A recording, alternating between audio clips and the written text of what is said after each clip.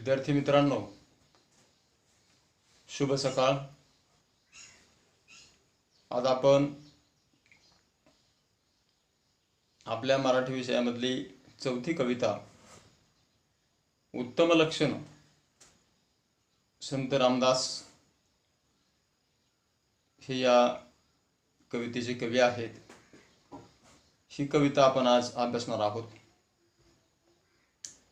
उत्तम लक्षण याचा अर्थ गुणवान चांगल्या व्यक्तीची लक्षणं, चांगली लक्षणं असा त्याचा अर्थ आहे।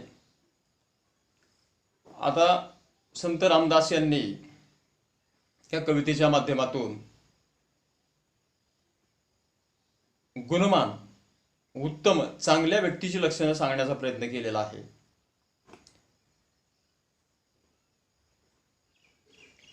चांगलं लक्षण असणं हे प्रत्येक व्यक्तीच्या फायद्याचं असतं। प्रत्येक व्यक्तीमधील गुण हे चांगले असावेत असं त्यांना वाटतं, आणि म्हणून संत रामदास यांचा कालावधी 1608 ते 1682 असा आहे। त्यांनी या कवितेच्या माध्यमातून आपल्याला गुणवान व्यक्तीची लक्षणं कशी आहेत ते म्हणतात की मी श्रोते हो, मी तुम्हाला चांगल्या आणि गुणवान व्यक्तीची लक्षणं कशी असतात ते मी या कवितेच्या माध्यमातून सांगत आहे। पाहूयात। संत कवी संत रामदासांच्या काव्याची ठळक वैशिष्ट्ये म्हणजे त्यातील सामाजिक जाणीव, समाजाच्या नैतिक आणि आध्यात्मिक उन्नतीविषयी अखंड जागरूकता आणि अतीव तळमळ संत रामदास यांच्या काव्यात आढळते। आध्यात्मिक विचारांचे प्रतिपादन करणारे टीकाग्रंथ, स्फुट प्रकरणे, आख्यान काव्ये, करुणाष्टके, उपदेशपर रचना, अभंग, पदे, भूपाळ्या, आरत्या, स्तोत्रे असे विविध प्रकारचे वाङ्मय त्यांनी निर्माण केले। दासबोध ही त्यांची स्वतंत्र कृती असून त्यातून त्यांचा व्यासंग, चिंतन, समाजाचे व जनरीतीचे त्यांनी केलेले सूक्ष्म अवलोकन प्रत्ययाला येते। मनाचे श्लोक हे त्यांचे अत्यंत लोकप्रिय आणि सर्वतोमुखी असणारे काव्य आहे। संत रामदास यांनी या रचनेत आदर्श व्यक्तीची लक्षणे सांगितली आहेत। आदर्शत्वाची संकल्पना स्पष्ट करताना त्यांनी काय करावे आणि काय करू नये याबाबत मार्गदर्शन केले आहे। सत्याचा मार्ग स्वीकारावा, विवेकाने वागावे, विवेक म्हणजे विचार, चांगल्या विचारानं वागलं पाहिजे असं ते म्हणतात। कीर्ती वाढवावी असा संदेश या रचनेतून संत रामदास देतात। कीर्ती म्हणजे महती, प्रसिद्धी वाढवावी। आता आपण प्रत्यक्ष संत रामदास स्वामींनी कवितेमध्ये काय सांगितलेलं आहे त्याचं विवेचन आपण पाहणार आहोत। ते म्हणतात, श्रोती व्हावे सावधान, आता सांगतो उत्तम गुण। श्रोत्यांना संत रामदास म्हणतात, श्रोते हो, तुम्ही आता सावध राहा, मी तुम्हाला गुणवान व्यक्तीची लक्षणं सांगणार आहे। श्रोती व्हावे सावधान, आता सांगतो उत्तम गुण, जेणेकरिता बाणे खुन सर्वज्ञपणाची। म्हणून ते काय म्हणतात की आता मी तुम्हाला उत्तम गुणवान व्यक्तीची लक्षणं सांगणार आहे, ते सावध मनाने तुम्ही ऐका, आणि ही लक्षणं ऐकून तुम्ही सर्व गोष्टी जाणण्याची खून अंगी बाणायची आहे असं ते म्हणतात। वाट पुसल्याविन जाऊ नये, फळ ओळखल्याविन खाऊ नये, पडलेली वस्तू घेऊ नये एकाएकी। आपण जर एखाद्या गावाला जायचं असेल, आपल्याला त्या गावचा रस्ता माहीत नसेल तर आपण काय करतो, विचारतो की अमक्या अमक्या गावाला कोणता रस्ता जातो, हाच जातो का दुसरा जातो। वाट पुसल्याविन, परंतु इथं संत रामदास यांनी असं म्हटलंय, वाट पुसल्याविन जाऊ नये, फळ ओळखल्याविन खाऊ नये, पडलेली वस्तू घेऊ नये एकाएकी। आता ते म्हणतात, वाट पूर्ण माहिती असल्याशिवाय एखादा कुठल्याही रस्त्यानं आपण जायचं नाही। वाटेमध्ये अडथळे जे असतात ते जाणून घेतल्याशिवाय त्या वाटेनं जायचं नाही, आणि कोणतंही फळ, त्या फळाचा अंतरंग, त्याचे गुण ओळखल्याशिवाय आपण खायचं नाही। आता आपण गोड फळे खातो, सफरचंद खातो, पेरू खातो, परंतु एखादं नवीन फळ जर आपल्या हातामध्ये आलं किंवा आपल्याला मिळालं तर ते आपण खात नाही, कारण त्याच्यामधला नेमका गुण कसा आहे हे आपल्याला माहीत नसतं. तसं प्रत्येक फळ हे ओळखल्याविनं खाऊ नये, पडलेली वस्तू घेऊ नये एकाएकी.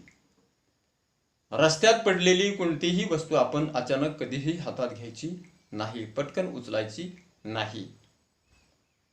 तिच्या बाबतीमध्ये थोडासा मनोमन विचार करायचा आणि नंतरच त्या वस्तूला आपण हात लावायचा.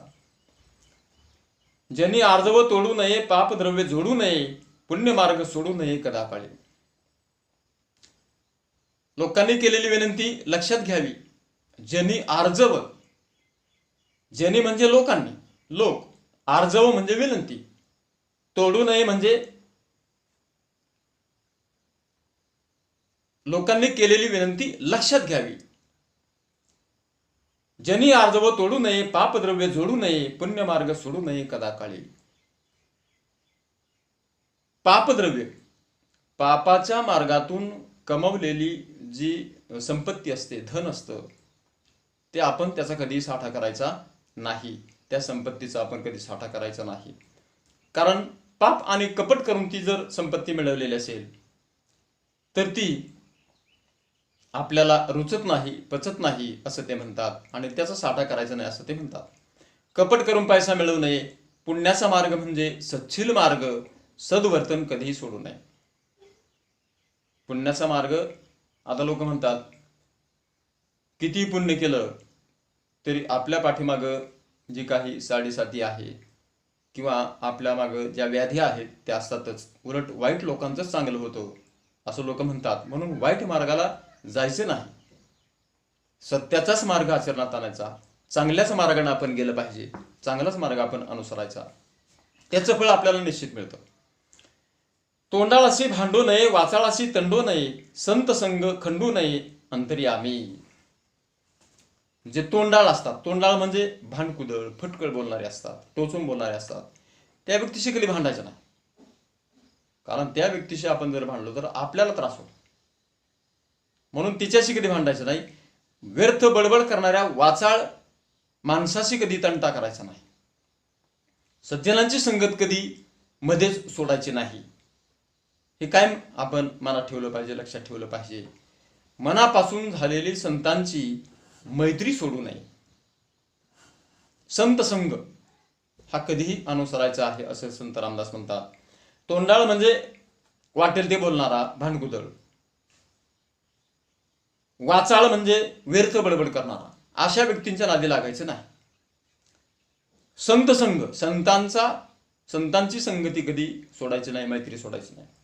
आळसे सुख मानू नये, चहाडी मनास आणू नये, शोधिल्या विन करू नये कार्य काय. आळस कधी अंगाशी धरायचा नाही, आळसाला थाराच द्यायचा नाही. आळस हा माणसाचा शत्रू असतो.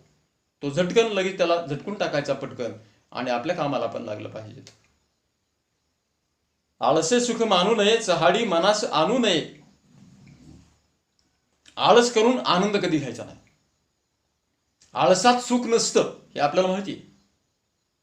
कर्मामध्ये सुख असतं, कामामध्ये सुख असतं, आणि आपण ते सुख शोधण्याचा प्रयत्न केला पाहिजे. आणि ते चांगल्या कर्माच्या माध्यमातून आपल्याला मिळतं. कोणाबद्दल वखाळ्या पाखाळ्या करून चहाडी करायची नाही. चहाडी म्हणजे कळ लावणे, दुसऱ्याबद्दल खोटे नाटे बोलणे मनातही कधी आणायचं नाही. खोटं कधी बोलायचं नाही, कारण आपण एकदा खोटं बोललो की परत तेच खोटं बोलणं आपल्याला 10 वेळा खोटं बोलायला भाग पाडतं. म्हणून कधी खोटं बोलू नये. संपूर्ण शोध घेतल्याशिवाय कोणतंही काम करायचं नाही, असं या ओळीच्या माध्यमातून संत रामदास सांगतात. सभेमध्ये लाजू नये, बाष्कळपणे बोलू नये, पैज होड घालू नये काही केल्या. सभा म्हणजे समूह लोकांचा. त्या लोकांच्या समूहामध्ये बैठकीमध्ये कधी लाजायचं नाही, बोलायला लाजायचं नाही, चर्चा करायला लाजायचं नाही. मुख दुर्बळ राहू नये, मोकळ्या मनाने बोलायचं. मुख दुर्बळ म्हणजे अबोल राहायचं नाही, मोकळ्या मनाने बोलायचं, मन मोकळेपणाने बोलायचं, परंतु बालिशपणे बोलू नये. लहान मुलांसारखं आपण बोलायचं नाही. सभेमध्ये लाजू नये, बाष्कळपणे बोलू नये, पैज होड घालू नये. बाष्कळपणे म्हणजे लहान मुलांसारखं बालिश बोलायचं नाही. बाष्कळ बडबड कधी करायची नाही, म्हणजे व्यर्थ बडबड.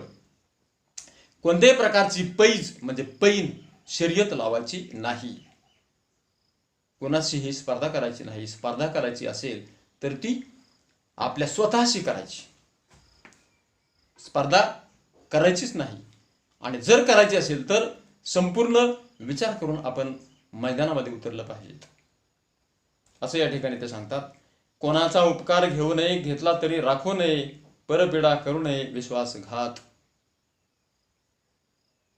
जर आपल्यावरती कोणी उपकार केले तर त्या उपकारांची फेड आपण लगेच केली पाहिजे. म्हणजे ज्यावेळेस वेळ येईल त्यावेळेस आपण त्या उपकारांची फेड आपण केली पाहिजे. समजा आपल्या घरामध्ये आपल्या आईने एक पातेलं भरून पीठ आणलं, आपल्याकडे पीठ नाही, लाईट नाही, दळण नाही, शेजारणीकडून पातेलं भरून पीठ आणलं, तर तिला असं वाटतं की आपण हे तिचं आणलेलं पीठ आपण कधी परत देऊ, आणलेली वस्तू आपण कधी परत देऊ. लग्नामध्ये एखाद्यानं आपल्याला आहेर केला, कपडे केले, तर त्याची परतफेड आपल्याला करावी लागते. त्यांच्या लग्नामध्ये, कोणाच्या तरी लग्नामध्ये आपल्याला तो आहेर त्यांना घ्यावा लागतो. म्हणजे ही परतफेड असते, उपकार ठेवायचे नसतात, असं संत रामदास म्हणतात. कोणाचा उपकार घेऊ नये, घेतला तरी राखू नये, परपेडा करू नये, विश्वासघात. सहसा कोणाचे उपकार करूनच घ्यायचे नाहीत, परंतु तसं होत नाही. आपल्यावर कोणाचे ना कोणाचे उपकार होत असतात. घेतलेच तर त्याची लगेच परतफेड केली पाहिजे. उपकारातून लवकर उतराय व्हायचं, उपकार लवकर फेडून टाकायचे. दुसऱ्यांना दुःख देऊ नये, त्यांना व्यथित करू नये, कोणाचा विश्वासघात किंवा बेईमानीमुळेच करू नये. कोणाचाही विश्वासघात करायचा नाही. विश्वासघात ही फार मोठी चूक असते आणि त्याचा पश्चाताप आपल्याला होत असतो. व्यापकपण सांडू नये, पराधीन होऊ नये, आपले ओझे घालू नये कोणी एकासी. व्यापकपणा म्हणजे मनाचा मोठेपणा, पराधीन म्हणजे परावलंबी. आता याच्यामध्ये काय आहे, स्वतःच्या मनाचा मोठेपणा कधी सोडायचा नाही. आपलं मन खूप मोठं आहे, व्यापक आहे. मन कोते करू नये, ते व्यापक ठेवावे, मोठं ठेवायचं. मन कधीही मोठं ठेवायचं. मनामध्ये सर्वांना थारा देईल अशा प्रकारचं आपलं मन ठेवायचं. व्यापकपण सांडू नये, पराधीन होऊ नये, आपले ओझे घालू नये कोणी एकाशी. आपलं ओझं कोणावर लादायचं नाही. आपण परावलंबी राहायचं नाही. आपण स्वतःवरती अवलंबून राहण्याचा प्रयत्न करायचा, स्वावलंबी बनण्याचा प्रयत्न करायचा, असं संत रामदास स्वामी म्हणतात. सत्य मार्ग सांडू नये, असत्य पंथे जाऊ नये, कदा अभिमान घेऊ नये असत्याचा. सत्याचा मार्ग कधी सोडायचा नाही. आपलं भारताचं जे नाणं आहे त्या नाण्यावरती सत्यमेव जयते असं लिहिलेले पहा. सत्यमेव जयते म्हणजे सत्याचा शेवटी विजय होतो. आणि म्हणून सत्यमार्ग कधीही सोडायचा नाही. खोटं किंवा खोट्याचा जो मार्ग आहे तो चांगला मार्ग नाही. तो मार्ग कधीही अनुसरायचा नाही, अवलंबायचा नाही. तो आपल्या फायद्याचा नसतो, त्यानं आपलं नुकसानच होतं, हे कधी लक्षात ठेवायचं. म्हणून सत्याचा मार्ग कधी सोडू नये. खरेपणाने वागावे, खरं वागायचं, खऱ्याला कधी अडचण नाही. असत्याचा खोटेपणाच्या मार्गाने जाऊ नये, वेगळ्या वाईट मार्गाने कधी जायचे नाही. असत्य पंथे, पंथ म्हणजे मार्ग, जाऊ नये.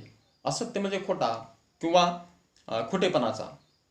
कदा अभिमान घेऊ नये, कधीही अभिमान, गर्व बाळगायचा नाही. गर्व चांगला नसतो, कारण आपल्याला आपल्या अंगी जर गर्व असेल तर लोकांचा आपल्याकडे पाहण्याचा दृष्टिकोन बदलत असतो किंवा बदलतो.